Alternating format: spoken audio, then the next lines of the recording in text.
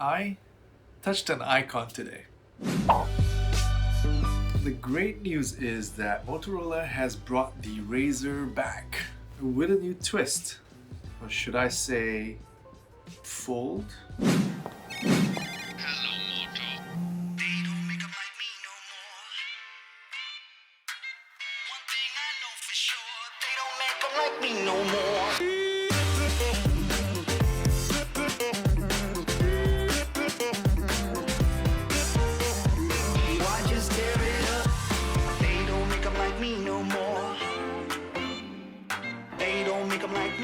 Here are my initial thoughts on it.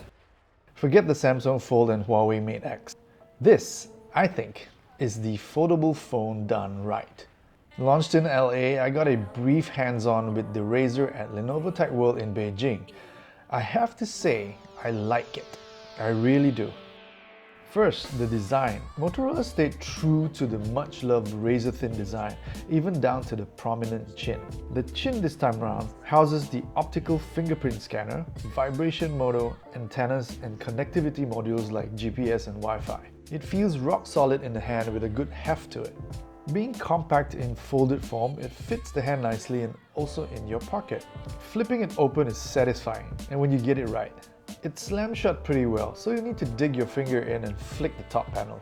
With some practice though, it's extremely satisfying. If you worry about durability and fragility of the flipping mechanism, well, let's just say you don't have to treat it like a Samsung Fold or Mate X.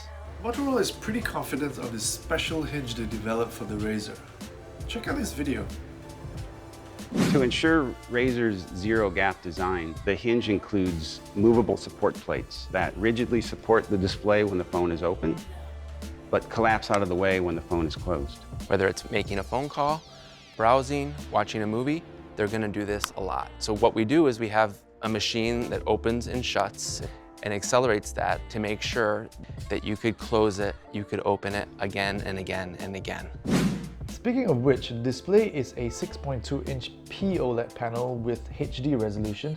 Unfortunately, technology hasn't quite caught up with our obsession with folding screens, so no glass-based one just yet.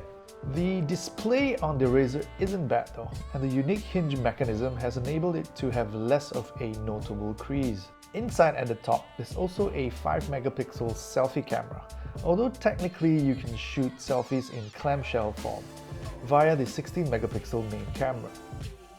There's a 2.7-inch external display on the front that shows the time, notification and alerts, and also to take and check on selfies. By the way, this is how you take a selfie. Under the hood, the Razr runs a mid-range Snapdragon 710 processor coupled with 6GB of RAM and 128GB of storage. The 4G phone only supports eSIM and comes with an average size 2510 mAh battery. It remains to be seen how far the battery can take the phone in daily use, but Moto claims a full day of use. It's a shame it doesn't run Android 10, with instead Android 9 out of the box. I must say I love how it feels in the hand.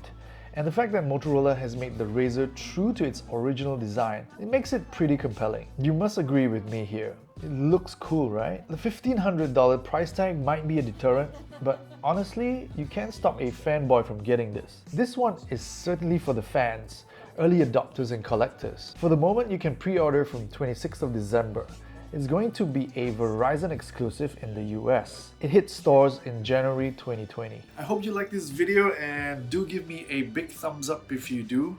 Tell me what you think about the Razr and about this video. And do consider to subscribe to this channel. Thanks so much for watching. Until next time, peace.